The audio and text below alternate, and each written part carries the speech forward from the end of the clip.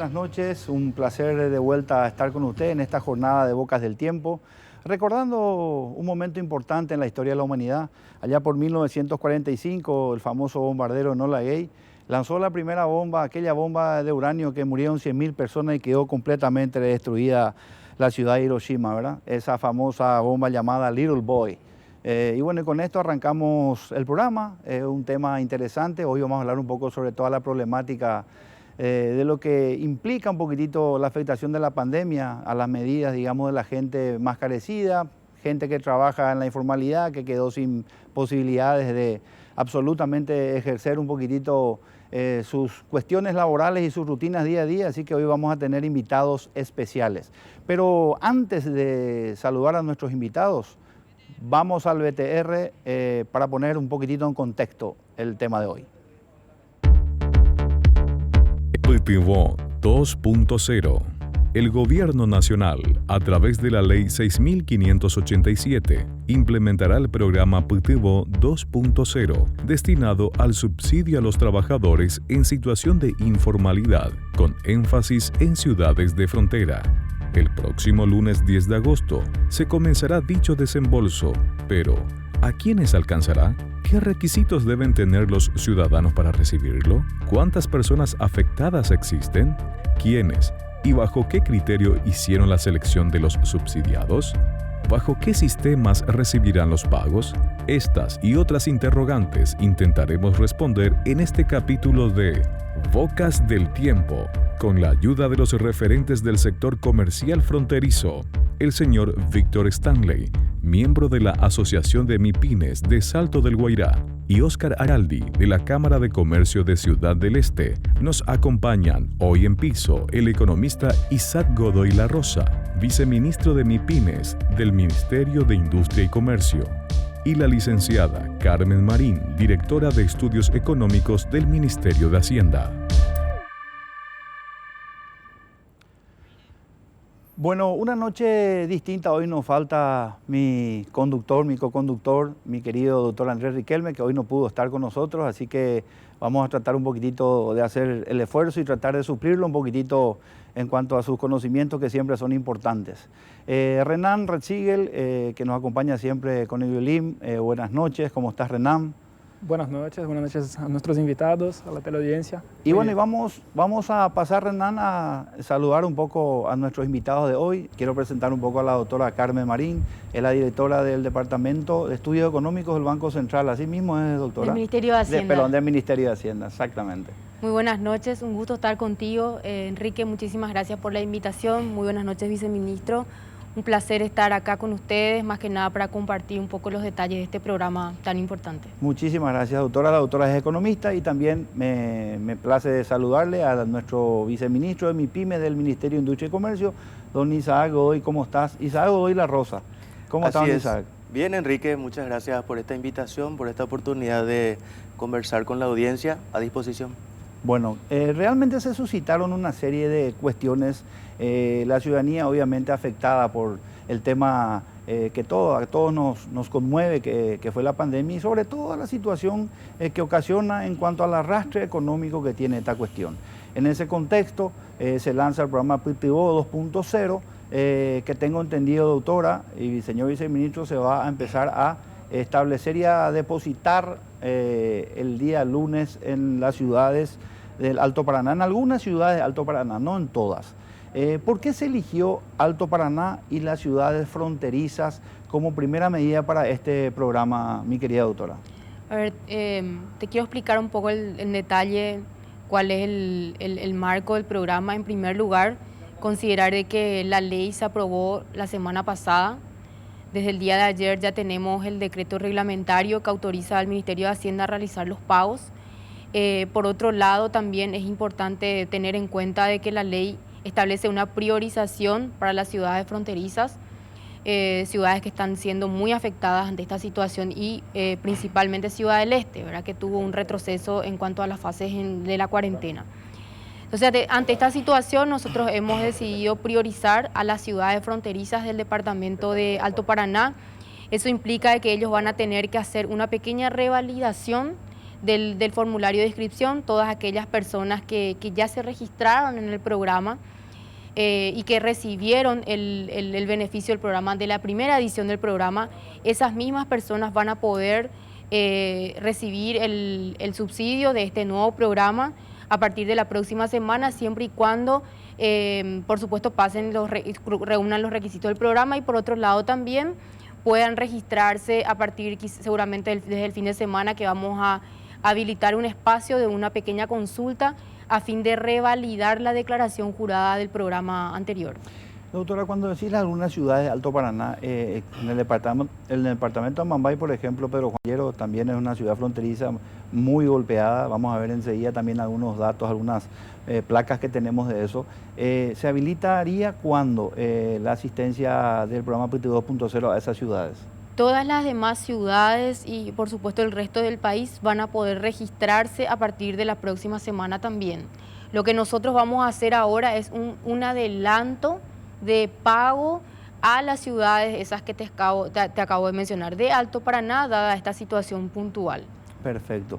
Señor viceministro, vos que sos encargado de manejar un poco el derrotero de las MIPYMES, cosa de tamaña importancia en un país que obviamente se maneja dentro de la informalidad y de las MIPYMES que existen trabajando en ella.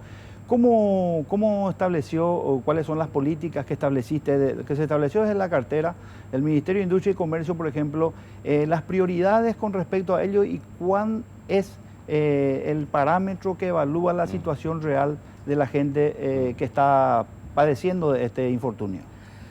Bueno, en primer lugar, que el plan estratégico de MIPYMES abarca un conjunto de instituciones públicas y privadas en el marco del Sistema Nacional de MIPYMES. Entonces, el viceministerio lo que hace básicamente es articular acciones y políticas públicas enmarcadas en un plan mucho más amplio que abarca, digamos,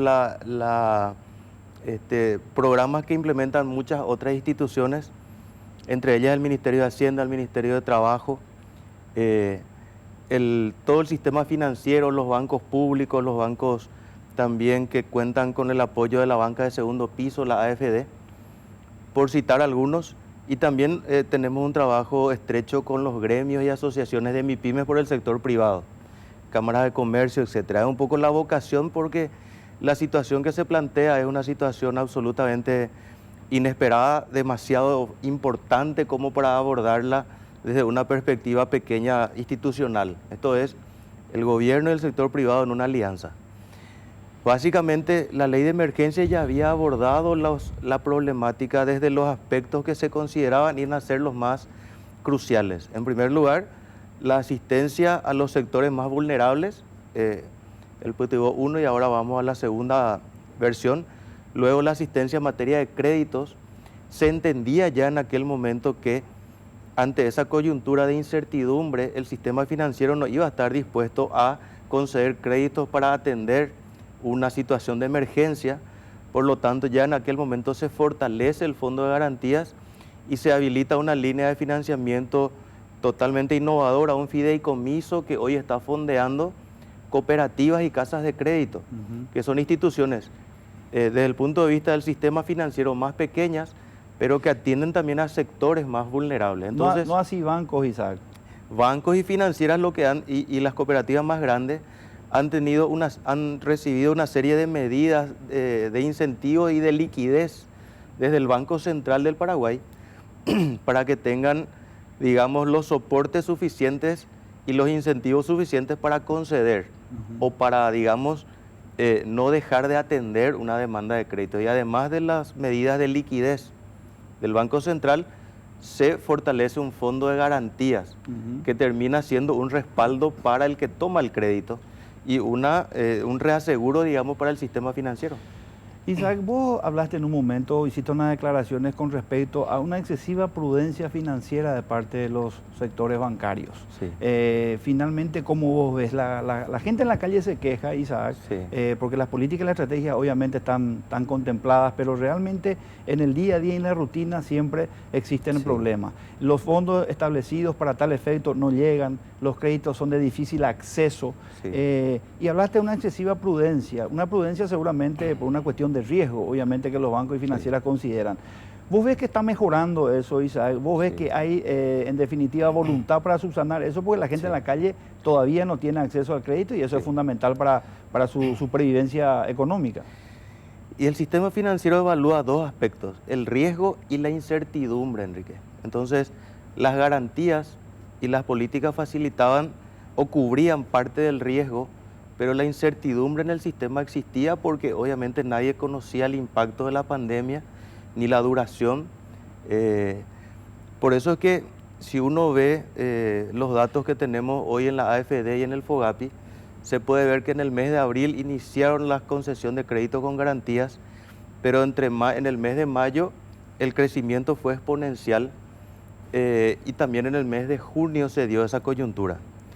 Luego, ya en diálogo con todo el sistema y evaluando el impacto de las medidas, se decidió también y el gobierno propuso al Congreso modificar la ley y ampliar la cobertura de las garantías del FOGAPI, subiendo del 70 al 90% la posibilidad de conceder incluso más garantías para que el sistema siga teniendo el incentivo ya en ese momento de acompañar el plan de reactivación económica, porque básicamente avanzadas las fases de la cuarentena inteligente íbamos a llegar a este momento en el cual la actividad económica está en un cierto porcentaje ya normalizada, las libertades, mejor dicho, porque la demanda todavía está deprimida. Así mismo. Pero esa fue también una medida posterior a la ley de emergencia inicial. Es decir, hoy que tenemos, Enrique, luego de 3 meses de ejecución del programa de asistencia financiera, porque hay que recordar que eso empezó en abril, Sí. Casi 48% de ejecución de garantías, con lo cual todavía tenemos un 50% para conceder. Son hasta el momento 12.000 créditos. Quiere decir que lo que se está logrando es sostener la concesión de créditos en los próximos meses. Y por el lado del fideicomiso, el producto Fisalco, hoy tiene una ejecución del 22%, así que todavía hay suficientes recursos para seguir acompañando. Esperamos que esto, más, es importante también decir que la economía se va a recuperar en la medida que la pandemia también esté controlada. Por supuesto. Porque el problema no es económico, son consecuencias de medidas sanitarias. Absolutamente. Y eso va a marcar el futuro de las... Isaac, hablaste de 12.000 créditos hasta el momento, más o menos, más o menos. Con garantía. Con garantía. ¿Cuál es el monto? ¿Hay un monto establecido de tope para esta asistencia? Hablamos de que faltarían todavía un 45% que podría todavía seguir sosteniendo el manejo de estos créditos. En términos de garantías, hoy con los recursos disponibles se van a poder otorgar garantías para aproximadamente 350 millones de dólares en créditos concedidos, ¿sí? Además de eso, el crédito agrícola, que cumplió un rol muy importante, ha entregado créditos por unos 40 millones. Exacto. Y el Banco Nacional de Fomento por otros casi 60 millones de dólares. La actividad agrícola podemos decir que todavía está un poquitito, es la menos afectada en esta cuestión por el hecho de encontrarse, digamos, en zonas bastante distantes. Sí. Hoy nos había recordado en declaraciones el doctor Guillermo Sequera que Asunción Central y Alto Paraná están en alerta roja. Caguazú habla de alerta naranja porque es el tráfico normal, digamos, que une las zonas de Alto Paraná con el departamento central. Se está hablando de un recrudecimiento y obviamente se están exacerbando las medidas para poder hacer frente a esta cuestión. O sea, podemos decir que hoy estamos en alerta roja y obviamente las medidas van a ser mucho más todavía insuficientes en cuanto a ayuda financiera porque evidentemente se están generando nuevos casos. En ese sentido, mi querida doctora, este programa Pitivo 2.0 establece claramente un fondo de 125 millones de dólares que va a afectar más o menos a 700.000 personas. Esa es la idea, ese es el objetivo, doctora. Sí, efectivamente, ese es el objetivo, como bien lo estás mencionando. Pero antes de responderte esa pregunta, yo quisiera complementar un poco lo que estaba mencionando también el viceministro sobre el tema de las medidas, tanto financieras como las medidas de protección social. El programa Pitivo realmente se enmarca dentro del plan de reactivación. Esto es como el primer paso, ¿sí? Hay también otras medidas complementarias, así como las que estaba mencionando el viceministro, que tienen que ver con el apoyo a las MIPYMES y también el fortalecimiento de todas las iniciativas de las herramientas de políticas públicas financieras que tiene el Estado, ¿verdad? Como ser la Agencia Financiera de Desarrollo, a través de estas herramientas del Fondo de Garantía de Créditos, también el fideicomiso que atiende a las casas de crédito y también a las cooperativas, ¿verdad? Por otro lado, también hay un apoyo importante a través del Banco Nacional de Fomento y las demás dos instituciones financieras públicas, que son el Crédito Agrícola y el Fondo Ganadero. Todas estas políticas se enmarcan dentro del proceso del Plan de Reactivación Económica, ¿sí? Y dentro de este plan está un pilar social, un pilar de protección social importante, que tiene que ver con aumento de cobertura de todos los programas sociales que hoy el Estado ya posee, ¿verdad? Como ser, por ejemplo, el programa de adultos mayores, el programa de Tecoponá y así como otras medidas de atención. Y dentro de eso también está el programa Putibó, como bien vos lo estás diciendo.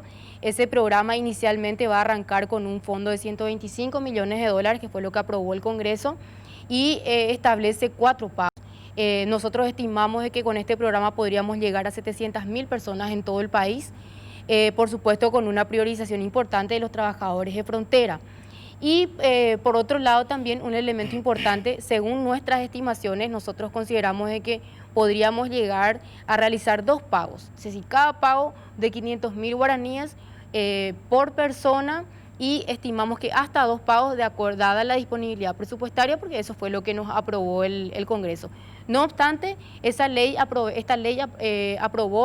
establece hasta 4 pagos. Esos son elementos importantes que del propio programa que hay que tener en cuenta. Después también tiene un elemento de formalización, que la ley establece que a partir del 3er pago para los trabajadores que sean independientes deberán registrarse en la SED, dice, ¿verdad?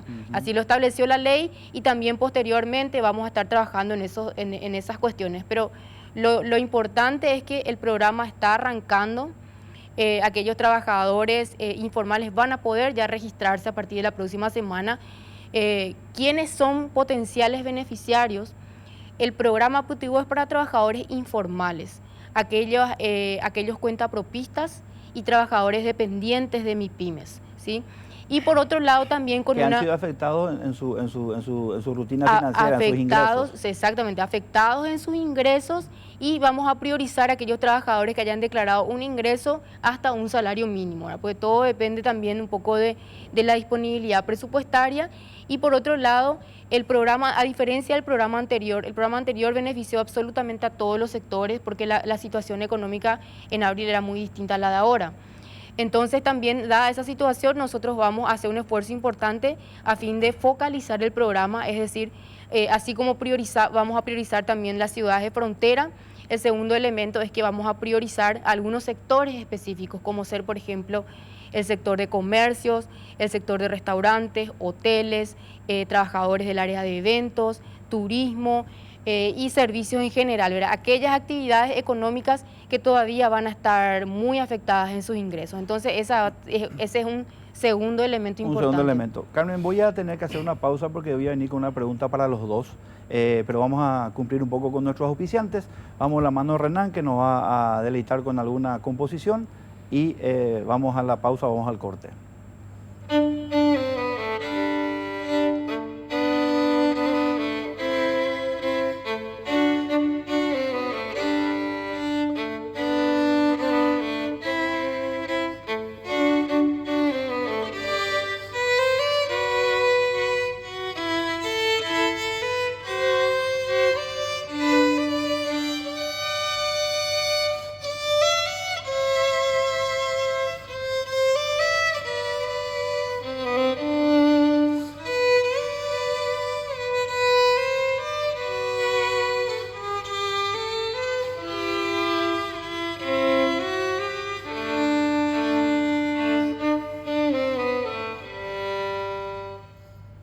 I Started a Joke de Bee Gees, un temón que acá tanto Carmen como el doctor lo deben conocer, en nuestra época creo que es.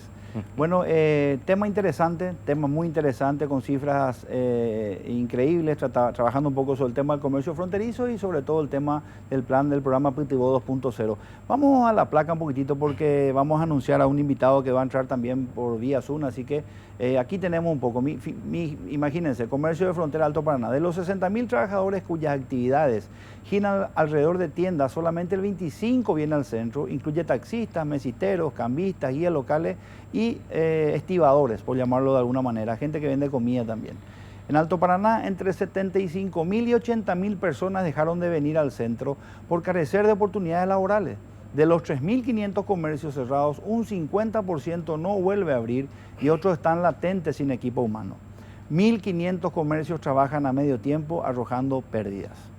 Y una última, creo que es, habla de 5.000 patentes en microcentros, de la cual el 70% no abre sus tiendas, y 40.000 funcionarios de las tiendas, hace el 80% que ya está desvinculado o inactivo. Esta es la situación que estamos viviendo, mis queridos invitados en Alto Paraná, ustedes lo conocen perfectamente, y no sé si está ya con nosotros Óscar Airaldi, que es obviamente nuestro representante de la Asociación de Cámara de Comercio y Servicios de Ciudad del Este.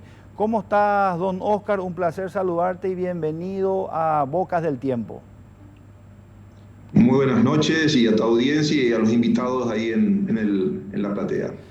Don Óscar, estamos aquí con Carmen Marini, el viceministro Isaac Godoy La Rosa, que ustedes lo conocen, del Ministerio de Industria y Comercio. Sí. ¿Cómo está la situación, Óscar? ¿Cómo vive nuestra querida gente de Alto Paraná? ¿Cómo están las actividades? ¿Qué medidas en las últimas horas, de alguna manera, el gobierno se hizo presente, demostró la preocupación del caso, pero con la preocupación muchas veces, lo dijiste vos, no alcanza para la solución de los problemas? ¿Cómo está la situación, Óscar? Y bienvenido nuevamente. Bueno, gracias. Como dijiste, preocupación es importante, pero ocupación de la situación es lo mejor y es lo que hay que hacer. Lo que expresaste recién en esas placas es la realidad presente en toda la parte de Ciudad del Este afectada al comercio de turismo. No hay mucho por decir, la placa lo mostró totalmente en forma expresiva la realidad de lo que estamos viviendo. Con respecto a las ayudas, el Pitivo, perfecto, socialmente puede llegar una ayuda emergente de un pequeño valor que puedan recibir la gente de escasos recursos para poder, patear un poco más hacia adelante esta situación que es bastante dura para poder aguantar en el tiempo.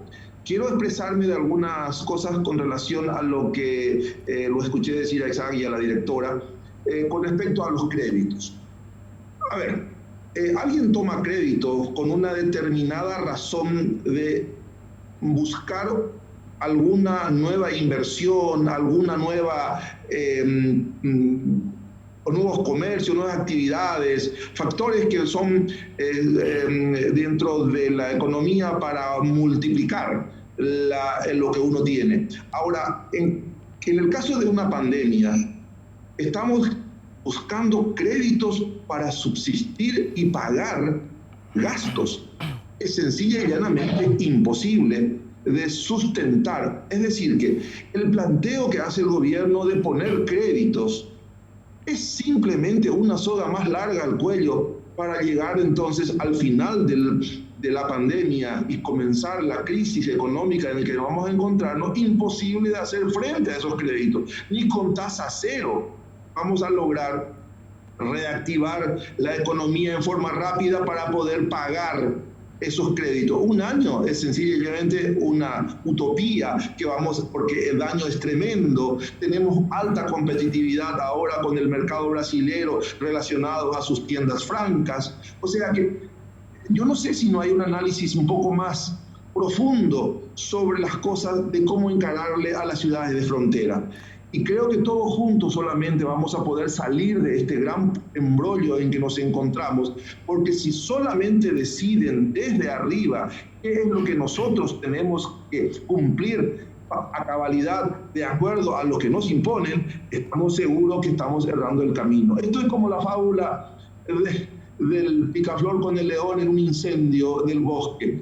el león lo ve al picaflor llevando gotita por gotita al incendio y le dice, ¿qué haces con esas gotas? No vas a pagar nada. Yo estoy haciendo mi parte, le dijo el picaflor. Resulta ser de que si solamente quieren hacer algunos sus partes, no estamos haciendo las cosas bien. Tenemos que hacer todos juntos y ahí tiene que formarse un grupo de personas técnicas para poder, de cada área, del área pública y privada, para encontrar una solución como esta. Voy a poner algunos casos que son ya, de alguna vez, ya estemos hablando con otros técnicos para buscar algunas soluciones al problema económico que va a venir post pandemia.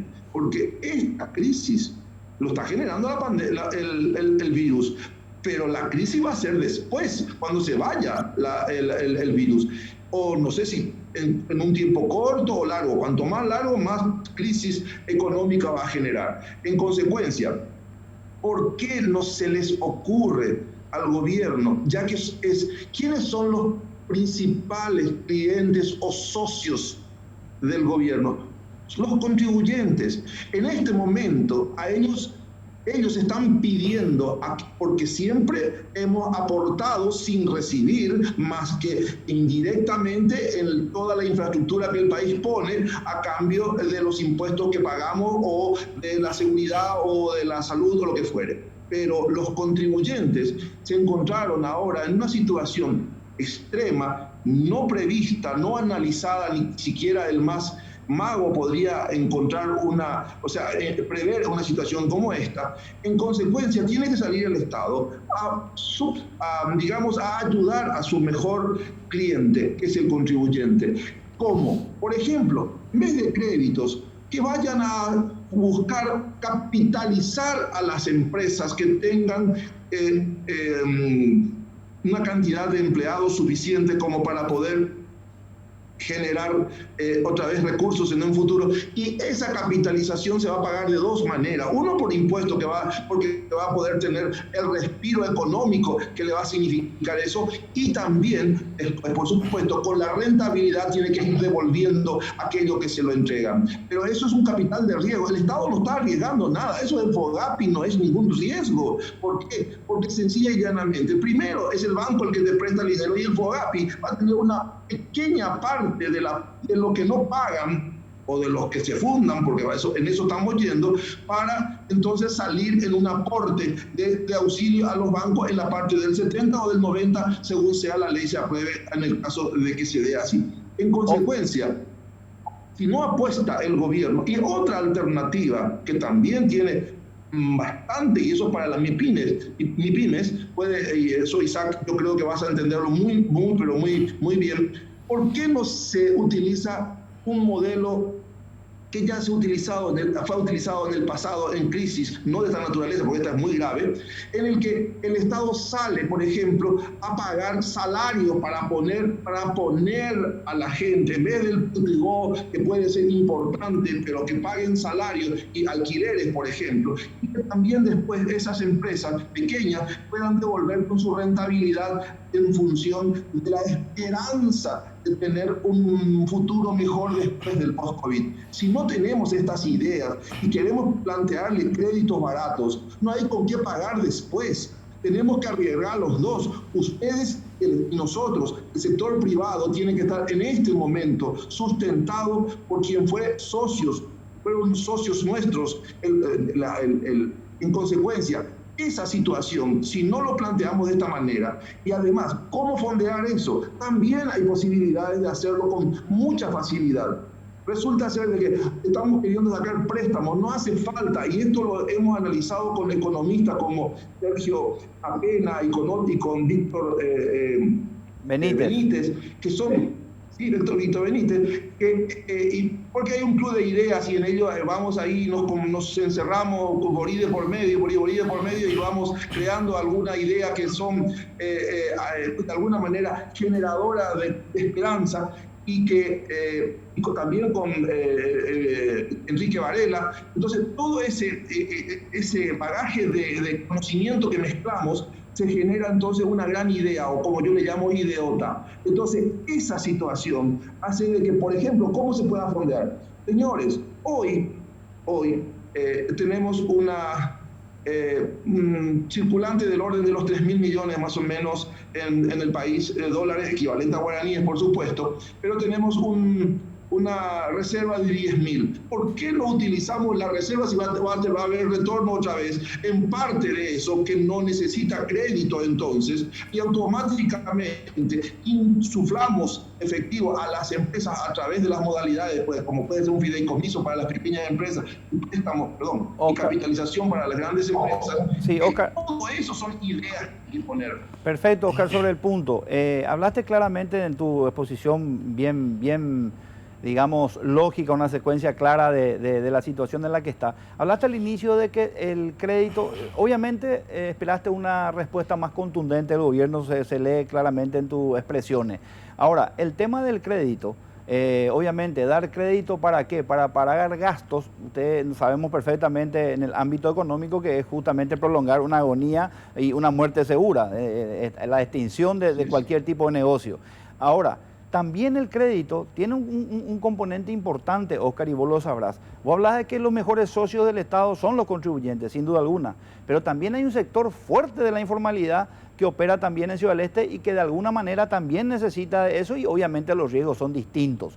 ¿Cómo crees que esa composición pueda generarse hoy en esa reactivación que buscamos en estas MIPYMES? Bueno, recién estábamos hablando, o escuché decirle a la directora de que uno de los requerimientos va a ser de que se tengan que formalizar. No hay momento más oportuno de buscar que ese grupo informal tenga la posibilidad de formalizarse.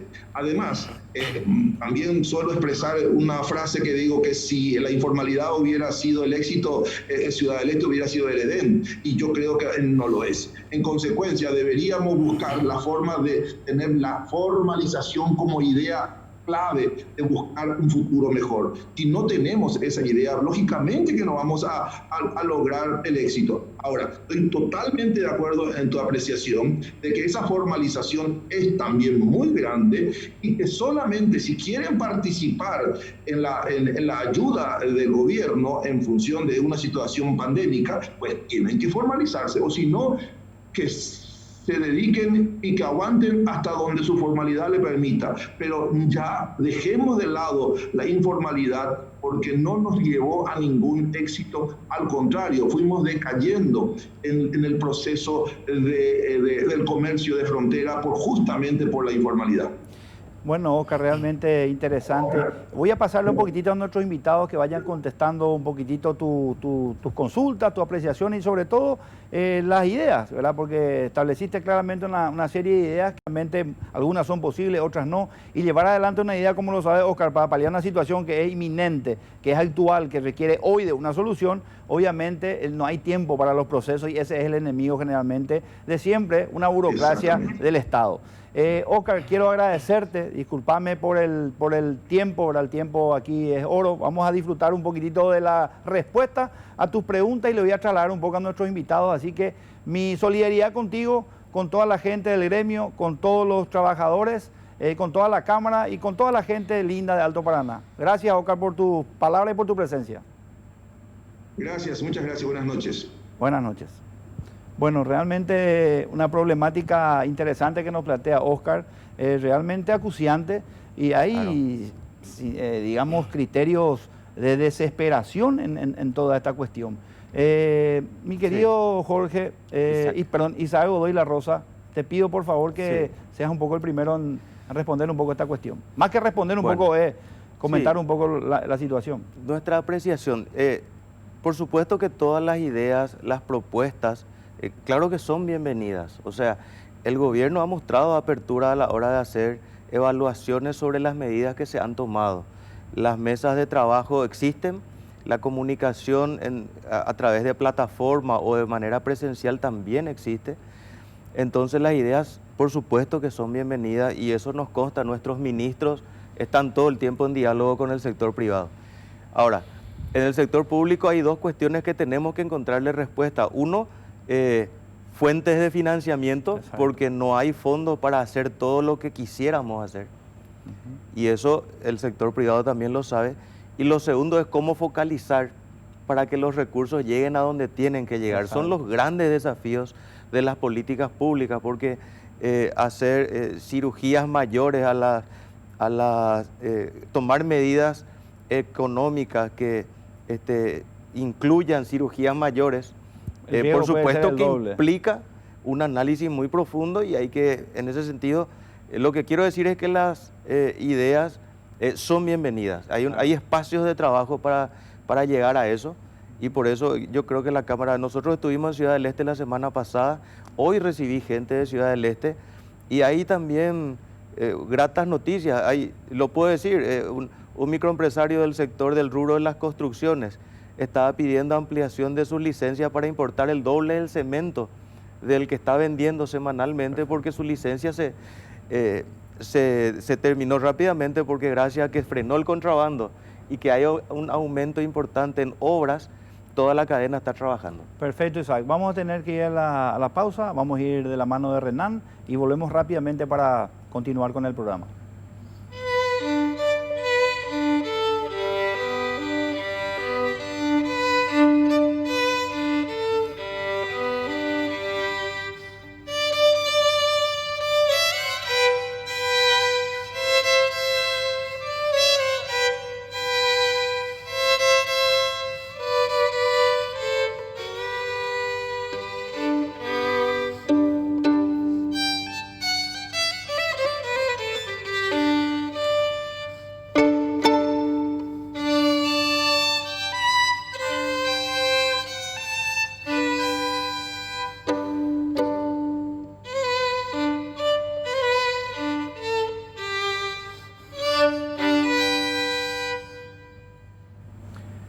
Bueno, de vuelta con Bocas del Tiempo, interesantísimo, el programa se está digamos, poniendo candente, hay un intercambio aquí de diferentes sectores, no solamente del gobierno, sus representantes, sino también del sector privado, evidentemente que se siente un poquitito lastimado y con una cantidad de preguntas lógicas.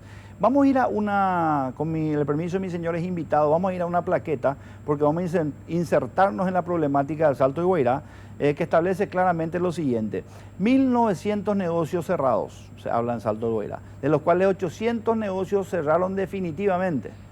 Y hablamos de 9.800 puestos de trabajo perdidos en sus 4 shopping más grandes, que aglutinan obviamente 2.000 puestos de trabajo que están en riesgo hoy.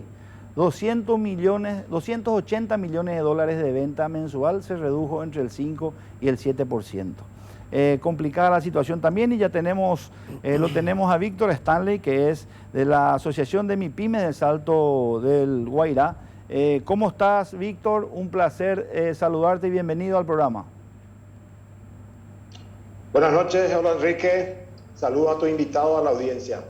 Bueno, Víctor, te estuvimos escuchando algunas declaraciones tuyas, estuvimos compartiendo un poco la problemática del Salto del Guairá, y aclaraste dentro de toda la problemática. En primer lugar, te voy a hacer una doble pregunta. ¿Qué te parece el programa PTV 2.0 de alguna forma para paliar un poco la situación en una suerte de contención? Porque hay que aclarar que este programa no va a solucionar ni va a devolver la reactivación económica en Salto Guairá, ni en Ciudad del Este, ni en el Alto Paraná. Pero te quiero hacer una consulta. Vos hablaste de una fórmula diferente. Te escuché decir en un momento dado que pedías al gobierno que se flexibilicen un poquitito el tema de los impuestos, se exoneren de alguna manera a empresas de gran tamaño, y sobre todo hablaste de un tema, Víctor, que me llamó la atención. Hablaste de que se abra las fronteras de forma inteligente, que haya una forma de hacer que eso se pueda ver y de esa manera ajusticiar la situación y tratar un poco de reactivar la cuestión económica. ¿Qué pensás de eso, Víctor? Enrique, bueno, vamos por parte. En abril, cuando nosotros habíamos iniciado esta conversación con los empresarios, los microempresarios, los emprendedores de Salto de Guairá, dijimos que lo primero que nosotros queríamos era un congelamiento de nuestras deudas, porque las fronteras estaban cerradas, los negocios también. Siempre creímos que el crédito por el crédito no era un atajo, porque era desvestir un santo para vestir al otro. Pero conforme fueron transcurriendo los días, los meses, no pasó nada con esa ley de moratoria que se había presentado en el Congreso por parte de la diputada Cristina Villalba.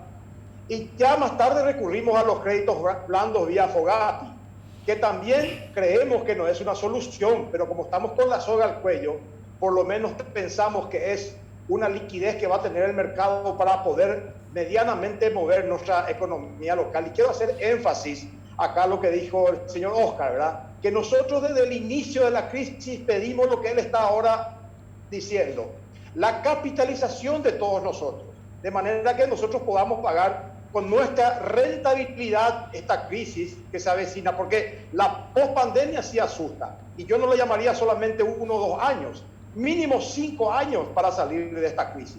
Pero hoy en día, 150 y pocos días prácticamente del cierre de la frontera, no hay una hoja de ruta, no hay un pegarle al timón para que esto vaya un curso favorable. No vemos, si bien el timón colabora, son parches importantes, pero no es seguir dándole pescado a la gente y no enseñarle a pescar.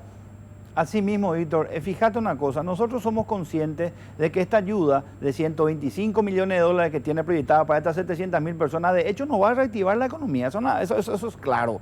Si alguien piensa que o cree que eso va a reactivar, no tiene conciencia de lo que dice o está mintiendo. Sabemos que es un paliativo, una forma de contención. Pregunto, ¿de alguna manera crees, Víctor, que necesariamente este programa puede ayudar por lo menos a paliar a aquellas personas que perdieron sus ingresos, a los empleados de las pequeñas y medianas empresas que de alguna manera hoy se quedaron sin trabajo? ¿Y crees vos, y te hago la segunda pregunta, que la apertura de las fronteras en forma inteligente puede ser la solución que está esperando la gente del Salto de Guairá? Bueno, Enrique, voy a dejar en claro una cosa. La ayuda de Putibó en ningún momento puede ser una ayuda, sí puede ser un paliativo, pero sigue siendo pan para hoy, hambre para mañana. ¿Y por qué? Yo me acuerdo que hace un mes atrás le había dicho a la ministra de Comercio, le dije, denos a nosotros un crédito amigable y vamos a mantener por lo menos 2.000 puestos de trabajo. Esos 2.000 puestos de trabajo hace un mes se perdieron, justamente porque no tuvimos acceso a un crédito Fogati, que es toda una propaganda engañosa. Te vienen con el cuento de que es a 1 año, pero las exigencias son como en una economía normal y estamos en una economía de guerra. Sigo apostando a la capitalización y sigo apostando a que el negocio tiene que unirse a nosotros, que somos sus mejores parceros en este momento. Ahora, la abertura de frontera, yo siempre dije, es necesario quedarse de acuerdo con el Brasil y empezar a abrir las fronteras de manera inteligente. ¿O acaso no era Sequera que dijo que nos íbamos a infectar todo? Estamos a 5 meses. Y nos va a matar primero la economía que el COVID, Enrique. Y tenés que considerar una cosa. Hasta ahora no se equiparon los hospitales como nosotros queríamos. Y esto va a llevar 6 meses más y no se van a seguir equipando hospitales. Por la sencilla razón de que nosotros somos un país pasional y no piensa. Acá en este hospital tenemos terapia intensiva, pero no tenemos terapista. O sea, partiendo de esa premisa, esta frontera no va a abrir nunca. Entonces nosotros vamos a dejar morir 2 cosas, el sistema sanitario y la economía. Y no podemos hacer las 2 cosas, tenemos que ser pensantes y tenemos que saber que con esta condición las fronteras siguen siendo penetradas todos los días, siguen entrando y saliendo gente. El famoso dicho, se van 2, entran 3, es así, porque no hay control. Entonces es mejor que esté abierto la frontera y nosotros ejercemos un control, un contralor entre toda la ciudadanía. Tenemos un protocolo sanitario como la gente, tenemos medidas, todo el mundo se está cuidando, pero va a llegar un momento, Enrique, donde la gente va a salir a buscar su sustento diario, sin tapabocas, sin lavarse las manos, sin protección, se van a aglomerar y el virus va a entrar peor de lo que está ahora. Por eso yo apelo a la conciencia, tanto de la gente como del gobierno, a que esto solamente de una manera inteligente vamos a llegar a un puerto. Ahora, cada día que pasa, económica y sanitariamente estamos muriendo por la sencilla razón de que no hay un golpe de timón. En la Gran Depresión de los Estados Unidos, ¿cuál fue el factor que le llevó a más recesión? El miedo por no inyectar liquidez al sistema. Le llevó 4 años. Leyendo los libros uno se da cuenta que en las esquinas se hacían grandes ollas populares para alimentar a la población. A eso no podemos llegar nosotros. Las historias o los libros de economía nos enseñan de que no estamos yendo hacia ese lado y tenemos que tener un programa, una hoja de ruta, un norte para poder llegar ahí. Pero así como estamos en este momento, nadie sabe nada. Me acuerdo que un político dijo, nosotros nos movemos de acuerdo al COVID. Y eso no puede ser, porque siempre para cualquier cosa hay una estructura, plan A, plan B, plan C. Coincido, Víctor, contigo, coincido en gran parte de tu exposición. Lo siento y lo hago con mucha realidad por la situación desesperada que están viviendo. Tenemos que ir lamentablemente a un corte, Víctor. Yo quiero agradecer tu presencia, saluda a la hermosa gente de Salto Vera y quédate porque vamos a responder parte de tus inquietudes con nuestros invitados. Quiero dejar una reflexión nada más, Enrique.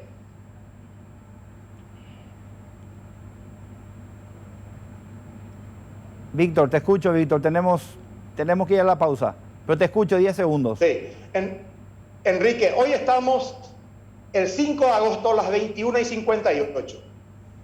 De hoy para mañana a la noche se van a perder exactamente 150 puestos de trabajo más.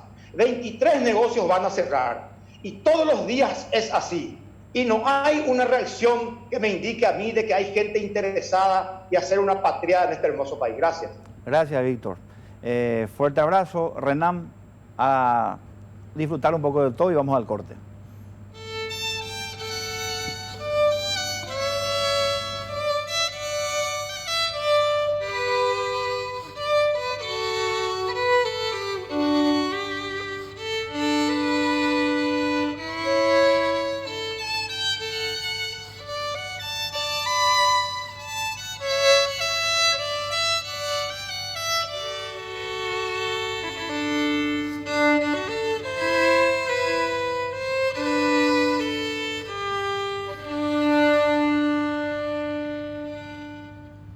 Bueno, realmente tema increíble, se nos va el tiempo, impresionante. Acá me están retando nuestros invitados porque tienen poco tiempo a hablar, así que voy a arrancar con mi querida Carmen. Doctora, ¿qué te pareció esta problemática? ¿Cuál es la postura tuya como agente de gobierno? Y también te quiero preguntar, como paraguaya de bien que sos, como una profesional, llegamos a la conclusión de que no vamos a reactivar la economía con Pitivo 2.0. De hecho, esa no es la idea. Pero pregunto, ¿te parece que 500.000 guaraníes es suficiente para nuestra gente y encima en 2 pagos que tenemos pensados? Enrique, entiendo que me das 2 minutos para responderte esto, pero es un tema demasiado importante para nosotros. Como paraguaya te digo que nosotros comprendemos perfectamente que es una situación bastante complicada, que no hemos vivido en los tiempos recientes, por lo menos, una situación así.